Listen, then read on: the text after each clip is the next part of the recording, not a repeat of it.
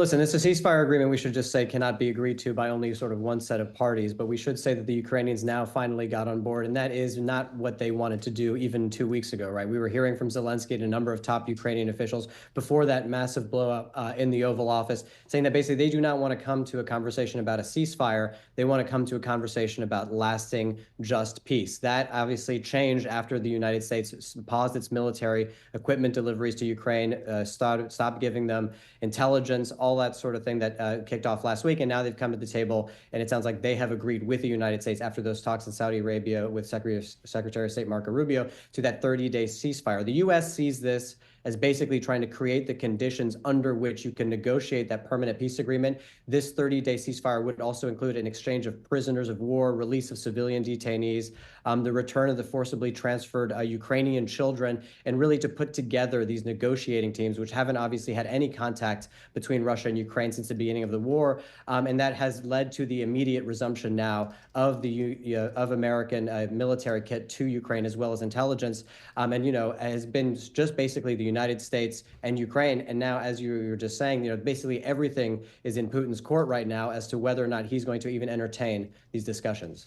And to that end, Oliver, Bloomberg News has some reporting out that Putin eyes way to truce terms, but with his own conditions. I'm not really sure what that means. So maybe the broad question is, A, do we think Putin's going to engage in this process right here and now with this agreement?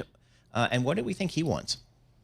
I suspect not just right here and now. I mean, I think that forever since the beginning of this war for the last 3 years, time has been on the side of the Russians. So they have really a no rush, particularly since they've sort of gained momentum on the battlefield. Again, that could mean a great many things. We've heard a number of things from the Russians. They have said a number of things that are basically non-starters. They want to take basically all of the eastern regions of Ukraine. So that's Luhansk, Donetsk, Zaporizhia, and Kherson. These are not even territories that they fully occupy right now. So this would mean even further concessions. They would want legal recognition of that. They would want Ukraine to basically abandon its aims to join NATO. They would say that also European troops as sort of deterrent or peacekeeping forces with Ukraine are non-starters. So these are all things that the Russians have said in the past, that they basically are non-starters to any sort of agreement. That begs the question of what really is in the interest of the Ukrainians, or is this just going to be basically a pretense for the Americans to abandon Ukraine if they say, they basically cannot surmount the terms. What I think is interesting, and this was probably the most interesting thing we got out of the press conference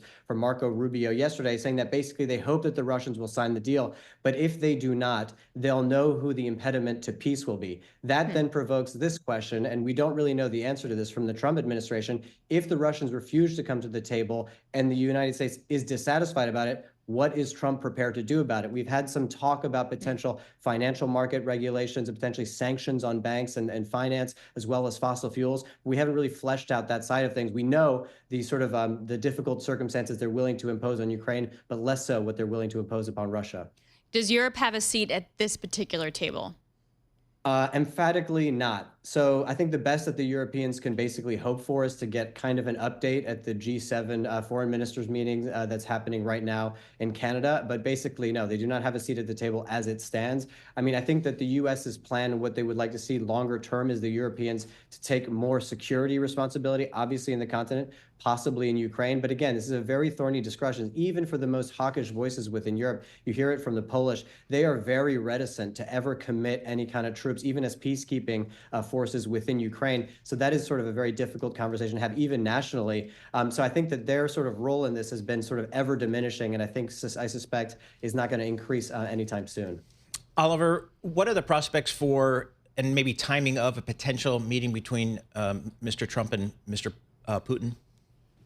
Yeah, so listen, I think that Trump would like to see this happen sooner rather than later. I think, again, Putin is proceeding with sort of extreme caution. They've got all the sort of groundwork sort of laid for it. They would like, we know, to have that meeting, or Trump would like to have that meeting in Saudi Arabia. At this point, though, I think it's way too early to tell when that could happen. We do know from our reporting that Steve Witkoff, who's actually technically the sort of special envoy for the Middle East, but seems to be the kind of special envoy for ceasefires, generally speaking, he's going to be in Moscow later this week to sort of get the ball rolling there. But again, I think it's a little bit too early to say, to give a timeline on that at this precise moment.